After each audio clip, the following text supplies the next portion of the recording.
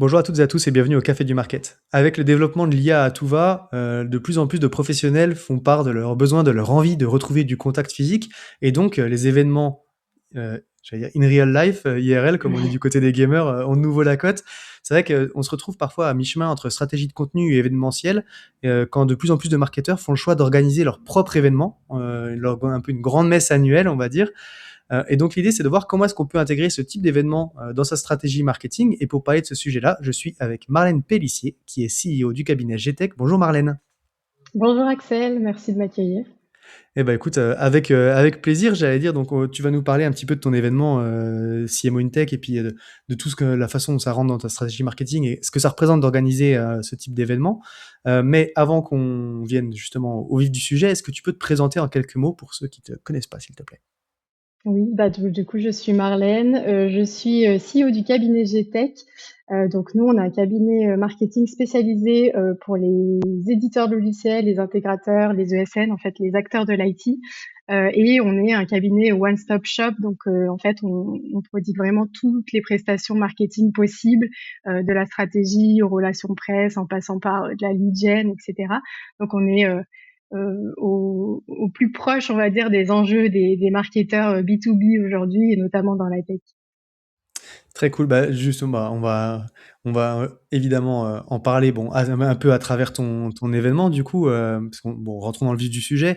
C'est vrai que quand on pense événement B2B, euh, le grand classique, c'est les salons professionnels, où on va aller prendre son stand et puis du coup participer à un salon qui est organisé par quelqu'un dont c'est le métier. Toi, tu as fait le choix d'organiser ton propre événement, donc CMO InTech, je le disais. D'ailleurs, du coup, dont on est partenaire, je le dis ouvertement parce que je serai dessus, je serai là pour animer une table ronde si vous voulez venir y assister. Bref, est-ce que tu peux donc nous présenter ton événement rapidement et puis surtout, j'allais dire pourquoi est-ce que vous avez fait ce choix, à quel enjeu marketing ça répond pour vous du coup? Comment ça Mhm. s'intègre un peu dans la stratégie globale? Ouais, alors CMO InTech, c'est l'événement des décideurs marketing du secteur numérique en fait, donc c'est assez niche parce qu'on parle marketing B2B, mais surtout dans les entreprises tech, donc encore une fois éditeurs, intégrateurs, les entreprises de services numériques de façon générale. Et c'est une journée de rencontres, donc avec des tables rondes, des conférences, des ateliers, du networking, donc euh, une journée entière pour parler des enjeux en fait des leaders marketing dans la tech B2B, à la fois opérationnel, donc comment on performe aujourd'hui dans l'IT, comment on gère les budgets, comment on prouve le ROI des actions qu'on met en place, etc.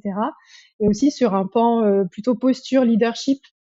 C'est quelque chose qu'on traite beaucoup avec nos clients GTech. C'est aussi le CMO en tant que métier de stratège, de décideur, comment on pèse dans une stratégie d'entreprise, comment on n'est plus vu comme un maillon de la chaîne qui est exécutant ou autre, mais comment on prend ce rôle-là de porter un peu la croissance de sa boîte au niveau marketing. Et du coup, pourquoi cet événement? Parce que on se rend compte que le marketing, souvent, c'est un métier qui a tendance à être un petit peu dévalorisé donc dans les entreprises en général et notamment en France parce qu'on a un pays d'ingénieurs, un pays où le produit est roi, et finalement on comprend moins l'intérêt du marketing parfois. En tout cas, c'est très différent par exemple des US où là-bas le marketing, vendre, c'est vraiment presque avant le produit quoi. Peu importe ce qu'on vend, on le vend, etc. Et du coup, dans les environnements techniques tels que le numérique, les éditeurs de logiciels, etc., euh, c'est encore plus palpable finalement parce qu'il y a ce terrain technique où les équipes sont très product-centriques. Voilà, on est beaucoup dans l'ingénierie, etc. Et, euh, et donc, il y a parfois une petite cassure qui se fait avec le marketing, en tout cas une méconnaissance, on comprend moins pourquoi il faut faire du marketing, on comprend pas l'impact aussi que ça a, et malheureusement, parfois, on est rendu au mieux comme un exécutant des sales, de la direction ou voilà des autres équipes, et au pire, comme quelqu'un qui ne fait rien de valorisant dans la boîte et qui a pas d'impact. Donc en fait, on a fait au fil des années plusieurs tables rondes sur ces sujets-là et on s'est rendu compte qu'il y avait vraiment un sujet. On a rencontré des CMO qui étaient parfois extrêmement découragés, qui savaient plus quoi faire, qui se sentaient très seuls en fait, parce que on est aussi sur des boîtes parfois où on est un au marketing ou deux, et c'est difficile de montrer la valeur de ce qu'on fait, la valeur du marketing, l'importance du marketing dans la stratégie globale de l'entreprise lorsqu'on n'en a pas forcément les moyens, on n'a pas forcément les ressources, on n'arrive pas vraiment à faire ce qu'on veut. Donc ça prend un peu, euh, enfin voilà, on a ancré notre événement là-dedans, dans une dynamique de revaloriser le marketing, de revaloriser le marketeur aussi dans cet environnement-là qui est un petit peu complexe et parfois un peu hostile. Ouais, bah, ça effectivement, j'allais dire d'autant plus qu'on l'a enfin, moi je le vois aussi, tu vois, avec dans les CMO dans la communauté et les CMO avec lesquels je discute. C'est vrai qu'on le voit en 2025, et surtout sur les budgets 2026, il y a de plus en plus de budgets quand même qui stagnent. Les gens sont un peu plus challengés sur le ROI, on voit effectivement toutes ces tendances-là, quoi. Totalement. OK, donc ça c'est les enjeux, on va dire, que vous adressez à travers la thématique de l'événement et au final, vous, tu vois, enfin, par rapport à ta stratégie marketing à toi, qu'est-ce qui vous a poussé vers le choix d'organiser ce grand un événement de ce type-là, en fait? Tu vois, quel rôle ça joue du coup? À quels enjeux ça répond pour vous? Oups, j'interromps ton épisode 2 secondes pour te parler d'un de mes partenaires qui me permet de continuer à te proposer tout ce contenu gratuitement. Ce partenaire, c'est Diffly. Tu les vois, ces raisons un petit peu pourries de perte d'un deal que tu as dans le CRM, concurrence, prix, fonctionnalité. On a tendance à vouloir faire simple pour que les commerciaux remplissent le champ. Mais la vérité, c'est que les raisons, elles sont tellement basiques qu'on n'apprend rien. Et c'est un problème.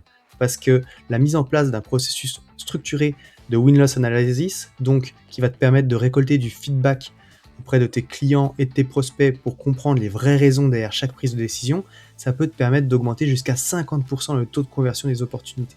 Alors comment est-ce que tu fais? Bah justement, c'est là qu'intervient Diffly. C'est une plateforme SaaS B2B française qui propose une méthode structurée de win-loss analysis dont l'objectif est de comprendre ce que tes clients et tes prospects disent de vous quand tu n'es pas dans la pièce et donc découvrir les vraies raisons pour lesquelles tu perds un deal.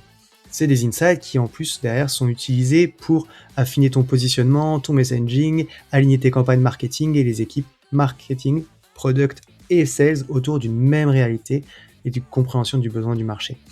C'est un must-have pour les équipes marketing en quête d'efficacité et je t'invite à aller découvrir ce qu'ils font sur leur site diffly.co. Et maintenant, je te laisse avec ton épisode. Nous, c'est beaucoup. Alors, il y en a plusieurs. Évidemment, il y a un enjeu un petit peu d'image de marque parce que il n'y a pas beaucoup d'agences marketing spécialisées dans la tech numérique, dans l'IT en France. Enfin, voilà, on est quelques-uns quand même, mais on avait envie de marquer le coup en disant, nous, on est quand même leader sur notre marché en termes d'historique, enfin d'antériorité, de nombre de clients, etc. Donc voilà, on voulait un petit peu imposer au niveau de notre notoriété aussi. Euh, et puis pourquoi pas commencer à créer une petite communauté, c'est quelque chose qu'on voit beaucoup. Ben voilà, toi, t'as une belle communauté notamment, et dans le marketing, on a ressenti qu'il y avait ce besoin de se retrouver, d'échanger, d'être entre pairs. Et nous, on le fait beaucoup, donc on est basé à Grenoble, donc on fait beaucoup d'événements ici en local. On a déjà une petite communauté grenobloise qui nous suit de près et qui sont des clients, qui sont aussi des partenaires ou des personnes qu'on croise régulièrement. Et en fait, au fil des tables rondes qu'on a pu organiser, on s'est rendu compte qu'il y avait un vrai plaisir à se retrouver. Donc, on voulait faire ça version XXL, le plaisir de se voir, d'échanger, de rencontrer des gens, de rencontrer aussi des gens inspirants qui vont nous aider un peu peut-être dans nos petits blocages du quotidien. Voilà. Ok, donc ouais, des enjeux notoriété, communauté, ok, et enfin, visibilité potentiellement un peu lead gen aussi, j'imagine que c'est Ouais, aussi un événement qui gère... Enfin, oui, tout en à tout cas, fait. c'est vrai que tu vois, typiquement, j'allais dire, quand on va sur un salon, c'est pour signer des deals.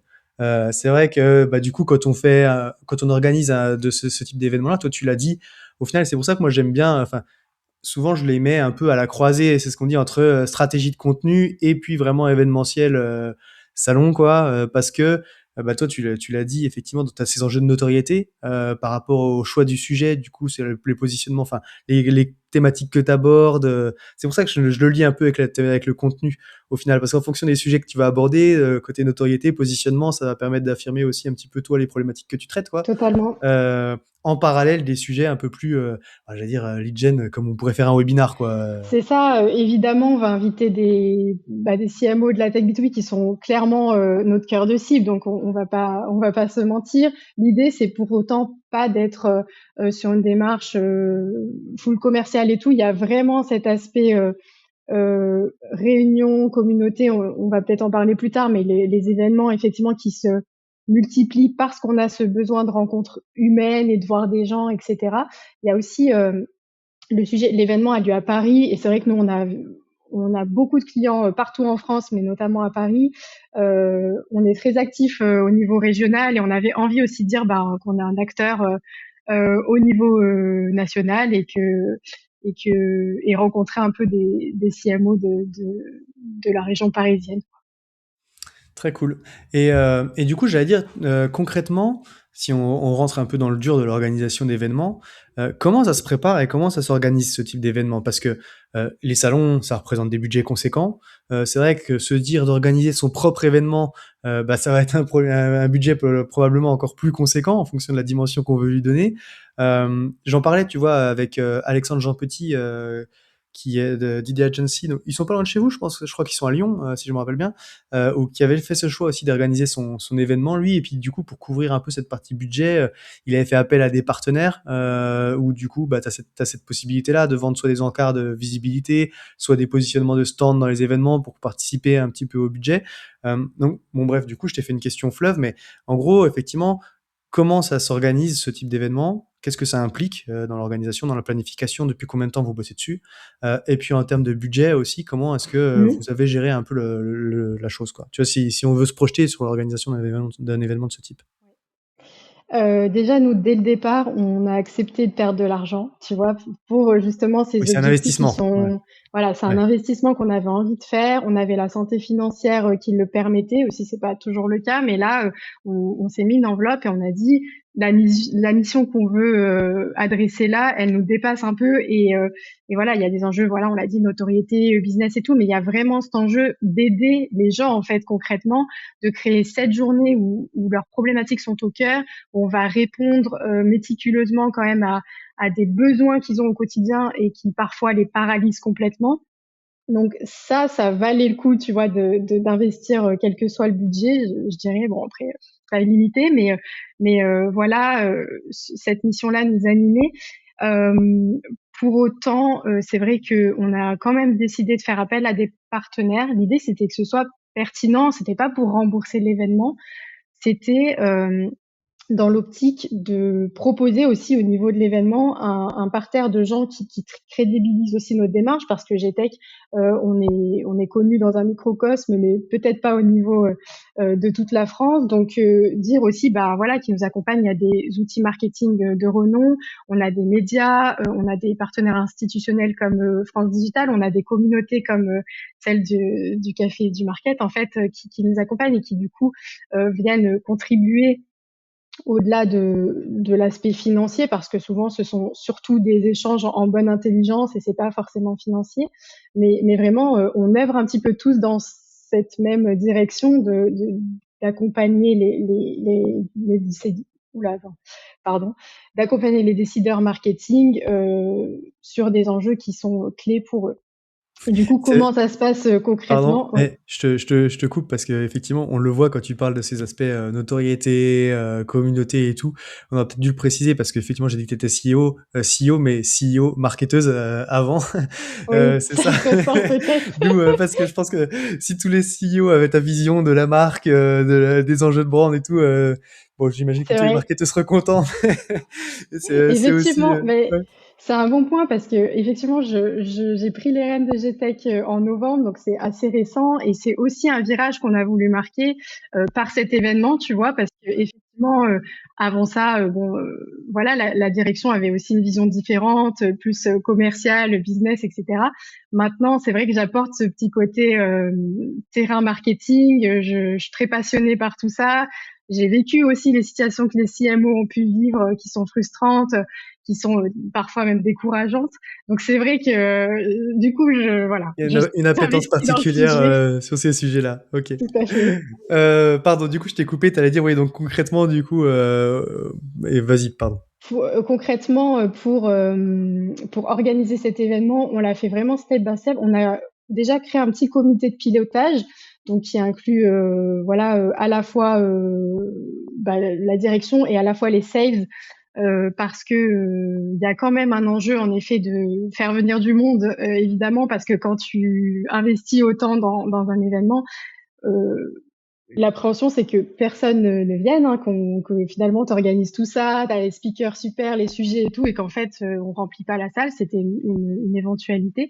Donc on a tout de suite voilà mis nos commerciaux sur le sujet, qui envoient des invitations, qui sont très très investis, qui prennent part aussi aux décisions, tu vois, de logistique. Voilà, chacun amène de sa connaissance aussi dans l'organisation. Nous on a l'habitude parce que on aide nos clients à organiser des événements. Donc, si tu veux, tout ce qui est rétro-planning, logistique, aussi organiser les étapes et tout, on les avait un petit peu en tête. Donc, ça s'est fait assez naturellement, comme on le ferait pour un client. On l'a appliqué pour nous-mêmes, quoi.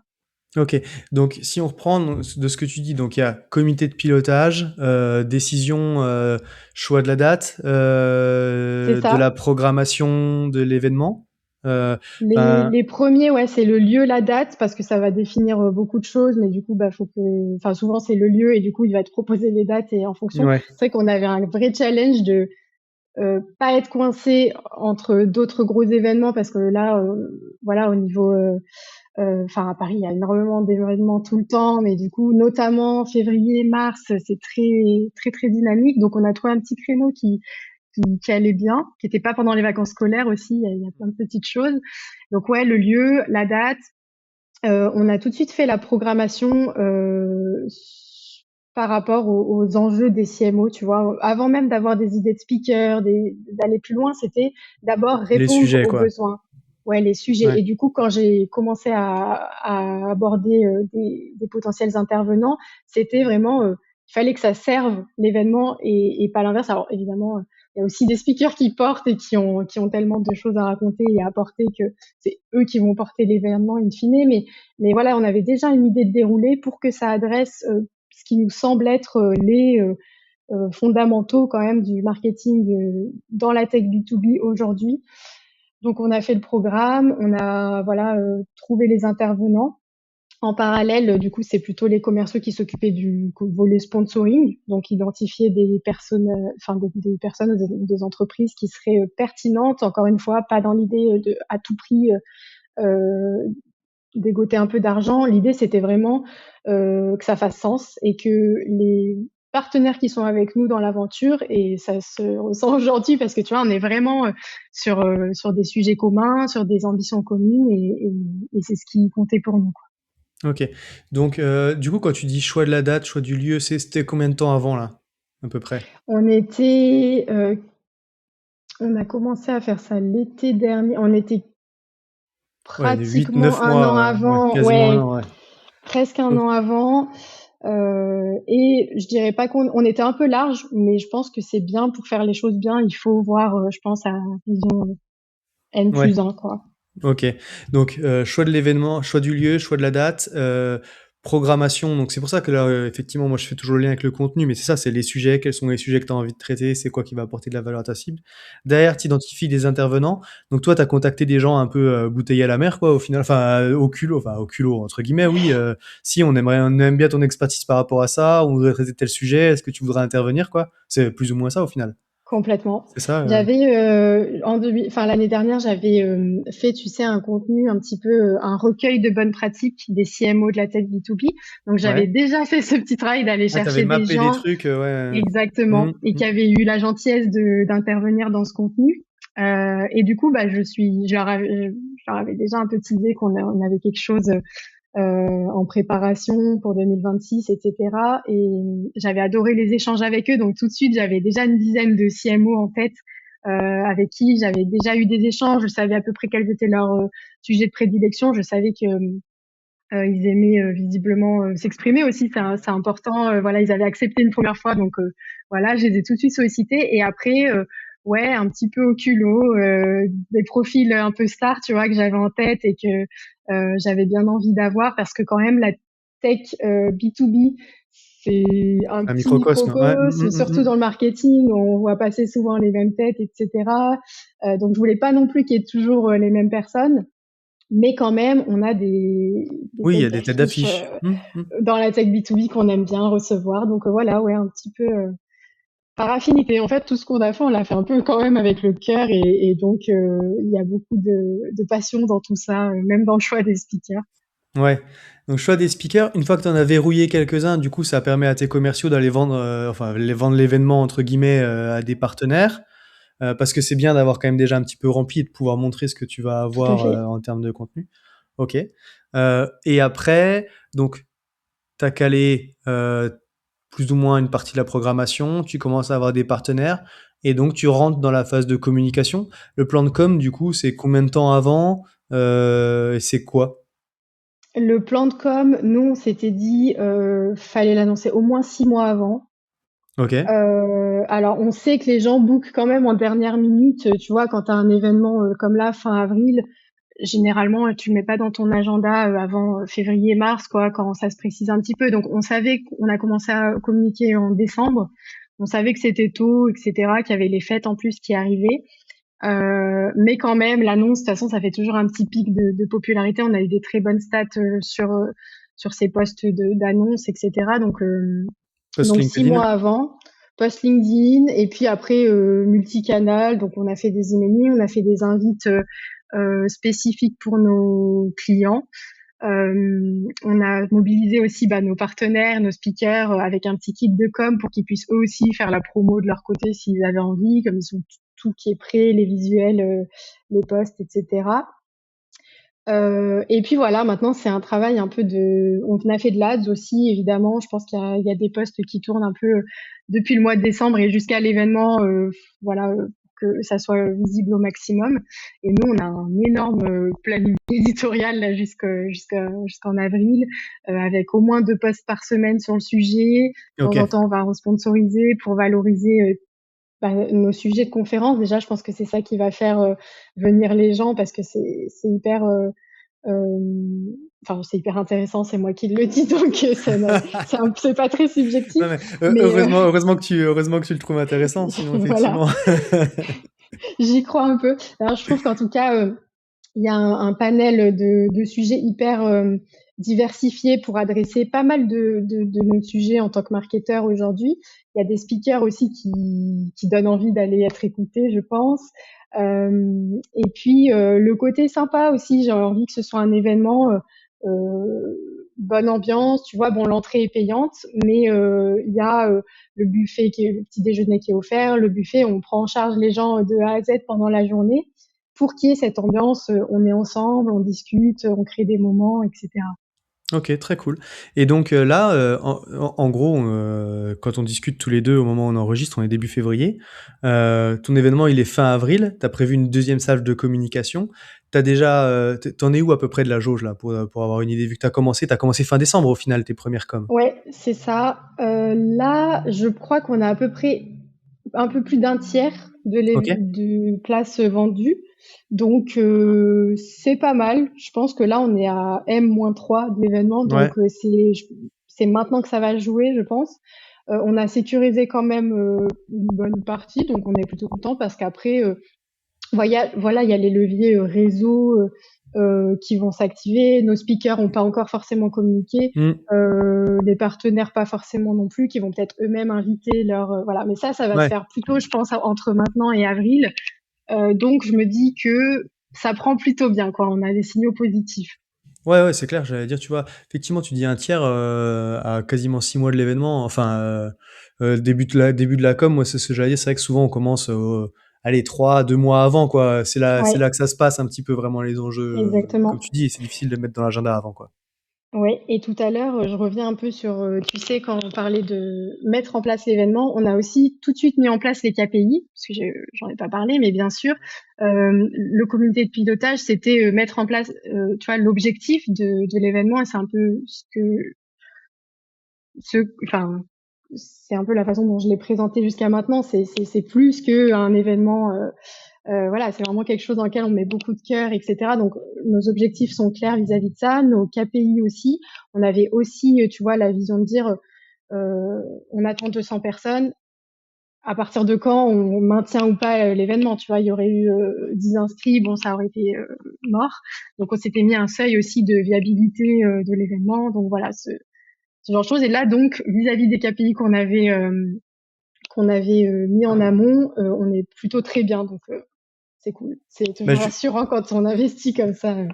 Bah justement, du coup, je le disais en introduction, c'est vrai que ce type d'événement, finalement, quand c'est toi qui organise, et puis on le voit bien là, comme tu es maître de l'ordre du jour, c'est l'avantage par rapport au salon. C'est très lié à la partie un peu stratégie de contenu. Comment, t'as dit que du coup, l'année dernière, tu avais publié un truc, un contenu qui t'a permis d'aller solliciter des expertises d'intervenants. Donc en fait, moi, ce qui m'intéressait aussi, c'est de voir comment ce type d'événement, tu vois, ça interagit avec ta stratégie de contenu, parce qu'au final, tu vas avoir des tables rondes aussi où il va y avoir pas mal de choses qui vont être dites, qui peuvent être recyclées après dans différents formats. C'est quoi la place un petit peu de cet événement du coup là-dedans?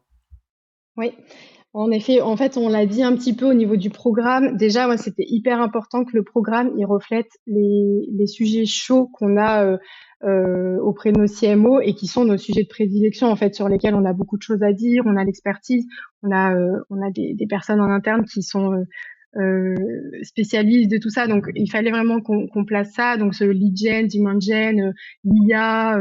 La brand aussi aujourd'hui, le leadership, enfin voilà, tout ça, ce sont un peu nos mots-clés. Donc, le programme reflète ce qu'on a envie de véhiculer aussi dans notre stratégie de contenu. Et du coup, après, l'idée, en effet, c'est de capitaliser un maximum sur l'événement, ce qui sera dit. Moi, je pense que, enfin, j'ai déjà préparé un peu les tables rondes. On a eu l'occasion d'en préparer une ensemble où, en fait, les speakers sont hyper inspirants. Ils ont des fois des idées auxquelles on n'a jamais pensé. Ils ont testé des choses aussi qui fut des succès ou des échecs, mais qui Des inspirent apprentissages, beaucoup. ouais, du coup, ouais. Ouais, ouais, Mm. exactement. Et je trouve ça vraiment passionnant. Et du coup, je sais qu'après, derrière, chaque conf, chaque table ronde, euh, moi, je vais prendre des notes et on va essayer un maximum, tu vois, d'en refaire du contenu. Donc, évidemment, à la clé, il y aura certainement un beau contenu comme on a fait l'année dernière de recueil de bonnes pratiques de CMO. Donc là, tu vois, Ouais. inspiré des confs et du coup, multi-thématique avec plein de choses et tout. Donc ça va être passionnant. Je me sens déjà un petit peu synthétique aussi pour ceux qui n'auront pas pu être là et qui veulent garder l'essence de ce qui a été dit. On va pouvoir en faire des billets de blog. On va pouvoir avoir des verbatims aussi, tu vois, mine de rien aujourd'hui. Voilà, la crédibilité, tout ça, ça passe par ça. Donc, on a la chance d'avoir des speakers qui sont dans des boîtes tech de renom, notamment. On va pouvoir réutiliser aussi comme des citations sur nos contenus, sur ce qu'on va faire. On va utiliser la vidéo aussi, tu vois, Ouais. ça marche plutôt bien et souvent sur les événements, ça s'y prête de faire une vidéo after movie, tu vois, bon, assez classique sur comment s'est passé l'événement, mais au-delà de ça, tu vois, aller plus loin, on a déjà prévu des micro-trottoirs justement avec nos speakers qui pourront donner les 3 points clés de leur conférence, voilà, au Ok. micro, en caméra. Donc ça va nous faire des petites capsules aussi qui sont hyper intéressantes à utiliser derrière. Et puis on aura une attachée de presse chez nous qui se jouera le rôle un petit peu de vlogueuse. Donc elle va nous emmener un peu dans les coulisses, dans l'événement. Donc voilà, on va essayer de effectivement maximiser un peu notre contenu derrière après l'événement. Ouais, tu vois, c'est là qu'on voit le lien, l'intérêt d'organiser son propre événement, c'est ça, c'est que du coup, tu maîtrises vraiment les sujets et donc t'es capable de faire de la captation vidéo, que derrière tu vas pouvoir, enfin là en plus vous avez imaginé différents formats, micro-trottoirs, machin, de ce que tu dis, vlog et tout, donc en plus du coup il y a de l'animation autour des conférences, mais ne serait-ce que déjà si tu captais les conférences, tu avais la matière première pour effectivement écrire des blogs, faire des capsules pour les réseaux sociaux, potentiellement utiliser les pistes audio sous format podcast, enfin il y a 1000 trucs que tu peux faire du coup autour de l'événement pour capitaliser. Et c'est pour ça qu'on voit l'investissement au-delà potentiellement de l'impact business que ça peut avoir ou de notoriété. Bah derrière, tu as tout l'impact en fait sur ta stratégie de contenu où tu vas C'est clair. récupérer un contenu d'expertise qui va Oui, derrière pouvoir alimenter. Tu vois, je faisais le pendant pour faire le lien et la boucle avec l'IA, ce que je disais en introduction. Et je trouve que c'est là que c'est l'intérêt de l'IA ou en tout cas l'utilisation intelligente, tu vois, dans la création de contenu, c'est qu'une fois que tu as toute cette matière première, bah évidemment, enfin, tu peux le recycler à la main et manuellement et c'est très bien, c'est comme ça oui, qu'il faut faire. et Mais bon courage. voilà, mais effectivement, c'est là aussi que derrière, tu peux utiliser l'IA intelligemment pour aller créer du contenu sur la base d'une matière première super intéressante. tout à fait. et cadrer ça en disant que bah, du coup, tu as un contenu d'expert, quoi, et t'as pas un contenu IA bateau, mais un peu médiocre que tu peux retrouver sur n'importe quel site si tu fais générer que par ChatGPT, que par ChatGPT, quoi. C'est clair. En fait, l'IA, bah, on le dit, c'est un peu enfoncer une porte ouverte, mais c'est vraiment un facilitateur et ça se ressent sur ses contenus, même pour avoir déjà du coup interviewé des CMO, etc., dans le but d'en faire du contenu. Euh, ok, derrière, j'avais ma transcription de nos échanges et j'ai pu aller vite sur retranscrire. Mais en fait, ce qui compte, c'est le moment qu'on a passé à discuter, à creuser un sujet, à avoir des insights, en effet, qui viennent du terrain, que tu peux pas faire plus qualitatif. Et derrière, effectivement, l'IA m'aide à structurer, à aller plus vite sur la rédaction. Mais finalement, quand tu as la matière première comme ça, c'est génial. Et ce qu'il faut pas, c'est en arriver à aller sur une IA et faire un one-line prompt Bah ouais. sans aucune, enfin voilà, sans contexte, sans matière. C'est clair. Non, mais du coup, tu vois, bah, c'est, bah, on organisait un événement, tu vois, j'en parlais avec les communautés marketing là en janvier à Paris, et il y avait une punchline comme ça qui était assez marrante de la table ronde, c'était autour de l'IA, donc forcément. Et c'est ce que nous disait un des invités sur la table ronde, où il disait, il a jamais été aussi facile d'être médiocre. En fait, tu vois, entre guillemets, où c'est ça, c'est C'est du coup, clair. avec l'IA, tout le monde peut produire du contenu un peu bateau, quoi. Ça nivelle vraiment le niveau, je veux dire par le bas, pas tant que ça, parce que après tout, des contenus de merde avec le SEO, il y en a déjà eu plein, des contenus bourrés Oui, de c'est mots-clés, vrai. oui, Oui, assez, oui, avec peu de valeur ajoutée. Mais en tout cas, la capacité de production est nettement augmentée sur ce niveau-là. Et c'est là que l'expertise, ces interviews, ces tables rondes, même le format podcast, comme on peut le faire tous les deux là, derrière, ça te donne une matière première qui permet de créer du contenu. Et là, l'IA fait sens pour aller plus vite dans le recyclage derrière. Mais c'est c'est une clair. utilisation intelligente, quoi.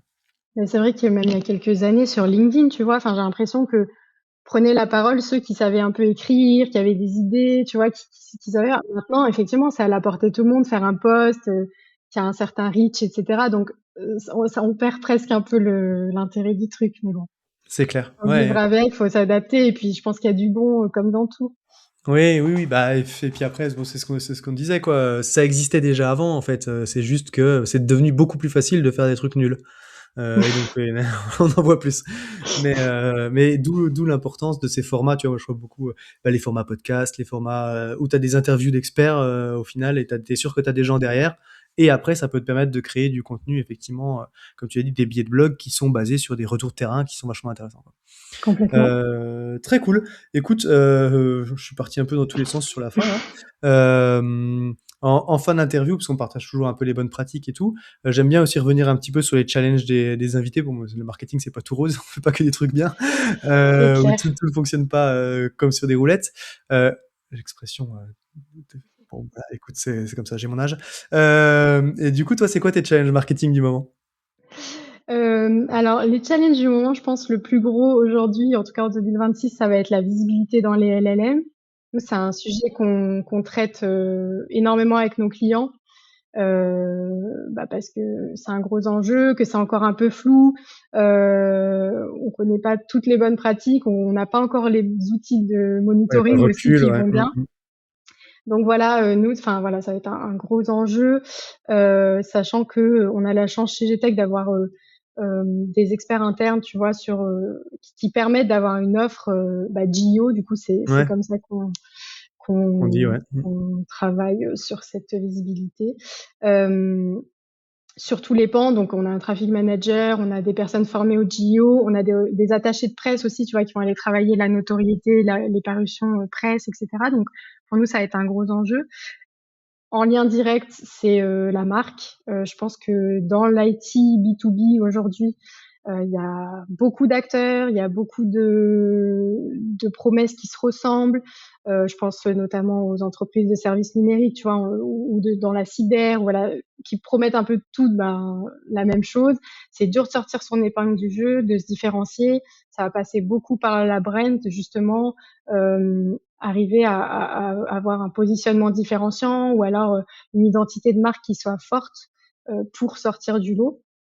Et enfin, un classique, la lead gen, voilà, où encore une fois, un peu partout, mais dans la tech B2B en particulier, euh, les prospects, ils sont saturés de messages, ils reçoivent plein de choses à longueur de journée. C'est très difficile de les capter, notamment les C-level. Et puis nous, on on adresse beaucoup les DSI, enfin des RSSI, c'est des gens qui aujourd'hui ont énormément de contenu à disposition et qui ont très peu de temps devant eux. Donc, c'est aller chercher les leviers qui sont encore exploitables, qui sont pas encore saturés.